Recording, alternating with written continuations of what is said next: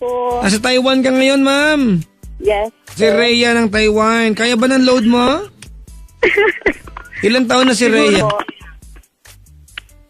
Hello po. Ilang taon ka na po? 20, going 28, sir. 28 ka na. Gano'n ka na katagal sa Taiwan? Pangatlong balik na po. Gano'n katagal na yon?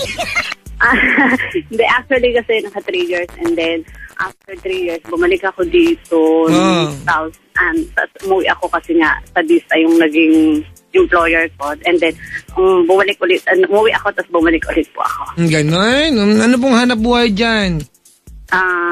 Actually, dapat sa factory ako but then naging caregiver po. Gano'n? O, sige po, ano pa maglilingkod ko kay Rhea? Kasi sir, I just want to ask about dun sa sa karelasyon ko. May karelasyon ka dyan? Yes sir, bali, actually live-in ko siya dyan sa Pinas. Nandito siya ngayon?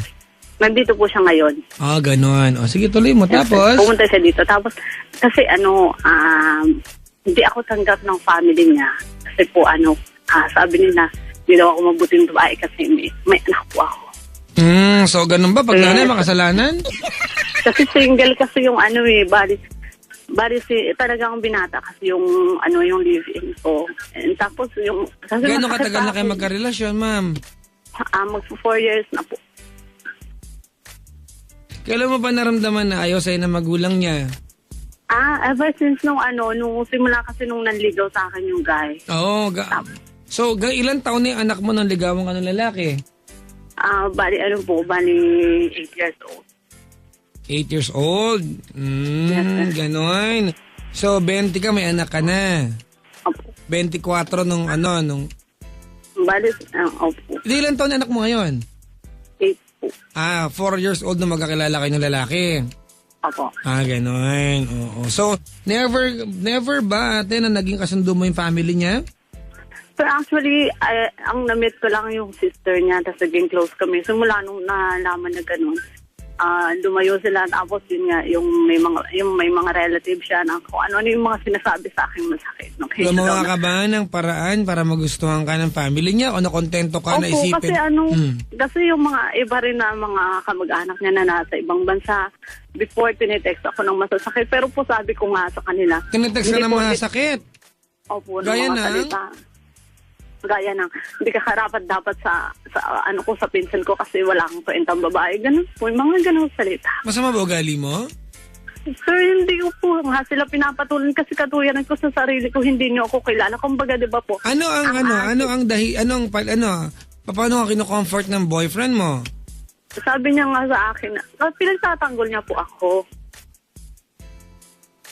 Ano yung nagagawa mo? Bakit wala ka lang ginagawa, ginaganong ka?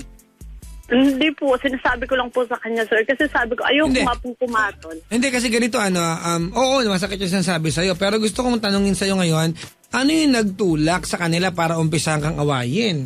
Kasi hindi po pwedeng nananahimik ka one day, pagising nila, at gusto ka nilang awayin. May nagawa ka, kaya kanila inaaway. Kasi sir, ayun nga daw po yung kasalanan ko kasi daw po, pumatol ako dun sa binata kasi daw, mayroon daw po akong anak. Actually, wala po kasing asawa. Ilan taon na ba yung boyfriend mo ngayon? Same age ko po. 28. Anong tanong mo gusto mong gawin ate ngayong gabi sa akin? Sir, kasi ngayon po I decided na talaga may paghiwalay sa kanya kasi nga sir, sobrang nasasaktan ako sa mga palalait. Pero mahal mo boyfriend mo? Opo, sir. Mahal mo? Opo. Mahal ka ba niya? Opo, sir, kasi ang dami niya nang ginawa sa akin. Rhea. Opo. 4 na taon yun na naipaglaban ito. 4 years na, ngayon ka pa sa suko? Sir, nung lang kasi sir, kasi yung parang ngayon yung sabi ko nga sa kanya kasi ngayon kasi sir, yung parang gusto niya itago muna namin ulit yung relation. Kasi sabi ko, bakit ngayon pa kung kailang alam na ng lahat? Oo. Alam na po ng lahat. Sabi ko nga, kung ano-ano na masasakit na salitang narinig ko ngayon pa. Sabi ko gano'n, ayoko naman ng gano'n. Sabi ko, syempre kahit sino pong babae, di ba, gusto maging proud. You must be proud kasi di ba, yung mahal mo yun eh. Bakit kailangan itago mo pa? Andun na tayo ate. Kaya lang alam mo, nandun na kayo sa puntong ginagawa nyo na ang paraan ng lahat ng kaya nyo yung paraan para maitawid yung relasyon. Opo, Siguro ano naman rin hindi nga na, sa akin dito eh. Rhea, Po. siguro hindi naman na-question sa'yo kung mahal ka ng boyfriend mo o hindi, di ba? Hindi po. Kasi talaga namang proven naman yun kasi Yung itago yung relasyon, hindi ko alam kung tama o mali. Kung yun ang paraan ng boyfriend mo ngayon, yung mga pagkakataong kailangan kong magtiwala sa kanya.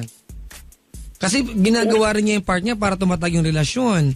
Kung ang gusto mo sabihin sa akin ate ay gusto mo nang himuwalay, I don't see the point. Walang point yan.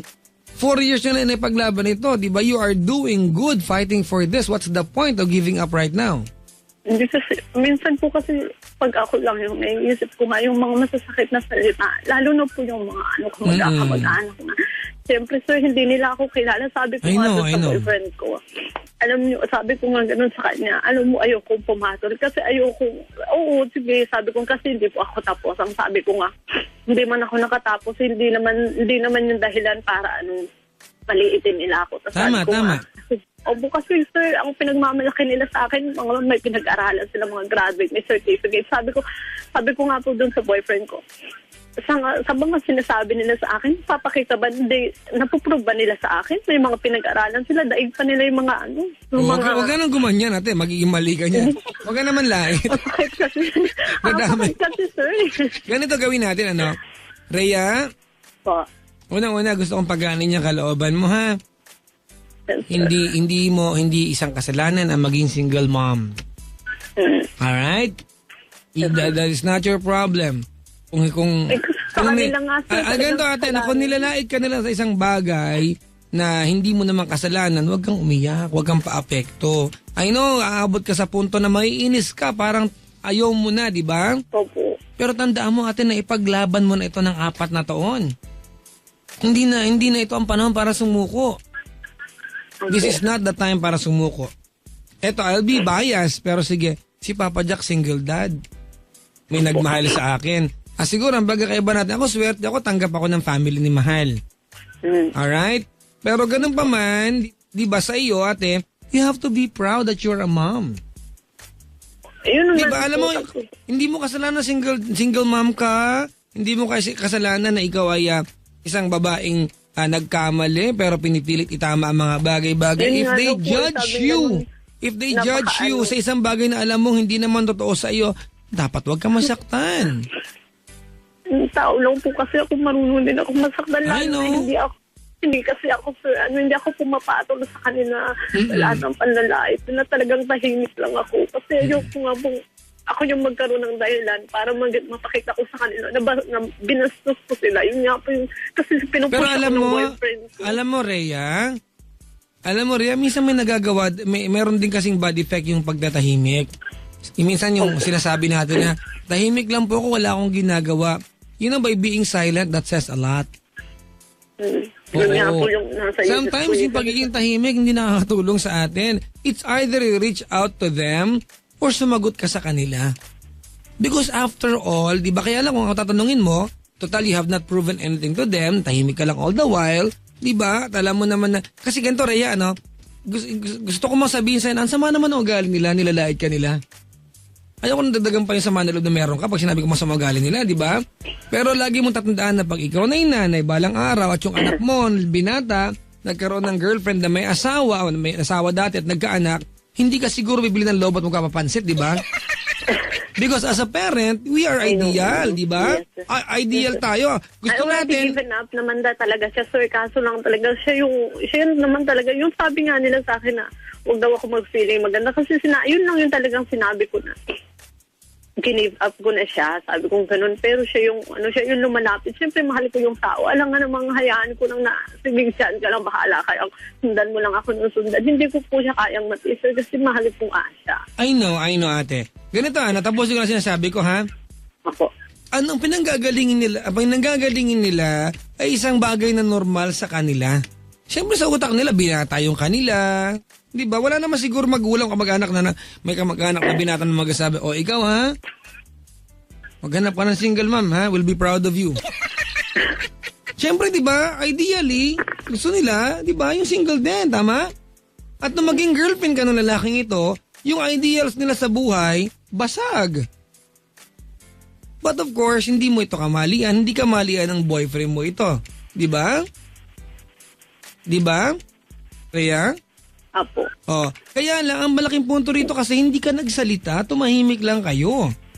Hindi ko sinasabi... Kasi po, inayaan ko na lang yung boyfriend ko. Rhea, hindi ko sinasabi sa'yo na na makipag-away ka sa kanila. But you know, you could have done this the other way around. Pa pwede kasing kinaibigan mo na lang sila. Kung masakit rin lang sa ito pinagdadaanan mo, di ba? Siguro naging madali ito kung gumawa ka ng effort para baguhin yung impression. This is the family of your boyfriend, ate. You cannot just keep quiet. At some point, di ba, kailangan na pagtanggal mo ang sarili mo by trying to show them kung anong tao ka talaga. And this, di ba, yung pagiging, teka muna, yung pagiging tahimik mo will not help you in any way. May kasalanan ka na rin by being so quiet.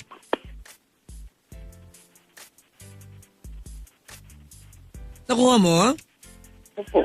Oh, siguro, Valentine's Day, Christmas, a simple Merry Christmas would do. Wala nga po kasi hindi ko nga siya nire-reply, hindi ko siya Yun ang point, di ba? Kasi sa kanilang galit na sa'yo, umpisa pa lamang, at hindi ka nag-reply, ang tingin nila ay hindi kita tahimik, hindi ganun, hindi pumapatol. Hindi, ang magiging impression nila, nagmamatigas ka. They will never think, di ba, na they will never make a good point out of you kasi nga, nag-umpisa na sa galit, inis na yan eh. So, pag hindi ka sumasagot, tabi, ang tigas na mukha mo. Di ba? Nakuha mo yung point? You have to play your cards very, very well this time. Kasi ang pinag-uusapan dito ay taong mahal mo. Kung best friend mo lang ito, maiintindihan kita. Pero gusto ko na naman siyang i-give up. Para yung walang point, ate. I will not even entertain yung idea na i-give up mo siya kasi walang point. Walang point, di ba? Minsan na akong nahihirapan. Sir, napakasaal sa tingin din na sa mga sarili nila na para bang mga perfecto. Hindi sila perfecto. Alright? At hindi The way nga po na mag-approach sila yung parang basta sanang masasakit na salita. Okay, ganito. Kaya, yung unang beses na inaway ka sa kamag-anak niya, sinong gumawa? Yung Ano nagpa-umpisa? Ba't ka inaway ng pinsan? May pinanggalingan to. Don't tell me wala. O yun nga po kasi nakita kami magkasama. Tapos yung time na yun, nandoon marami siyang kamag-anak. And Okay. then sinabing ganun. Kasi nagpilit naman yung sumama sa akin. Which is, sabi ko nga, ayoko naman ng magulo. And then tapos yun, sumama pa rin siya. Tapos yung nakakita nga yung pinsan. Mm-hmm. Tapos yun na po, doon na naghalat na nakisyo dahil yun, ako daw po uwi ko lang ng Pinas. Tapos yun na nga, sabi ganun, may boyfriend pa daw ako dito. Tapos bakit May boyfriend ka ba sa Taiwan kasi ng time na yun? Wala na po, sir. Kasi bago ako umuwi nun, hiniwalayan ko kasi nga po nalaman kong may asawa. Okay. So, ibig sabihin, normal na naging reaksyon nila. Kasi naging kabit ka sa Taiwan. Opo. Oh, yun pala eh. Hindi ko nga. Yung pagkakamali mo, Rhea, yung pagkakamali mo sa nakaraan will always haunt you. It will always draw impression from people. And you will suffer sa nagawa mo dati some point in your life. Alright? At ito na yung consequence ng ginawa mong pagkakamali dati. Diba? Opo. Alright? So nagkamali ka dati, naging kabit ka, tama? Yes, sir. Ito na ngayon ang consequences. Nakuha mo yung point.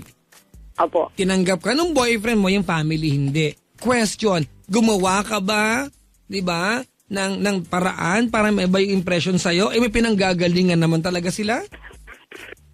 Hindi. Yan ang pagkukulang mo.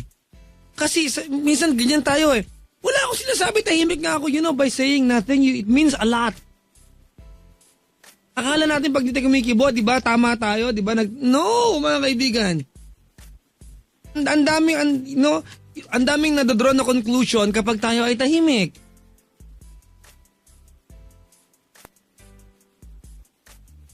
Nakuha mo yung point? Opo. Oh.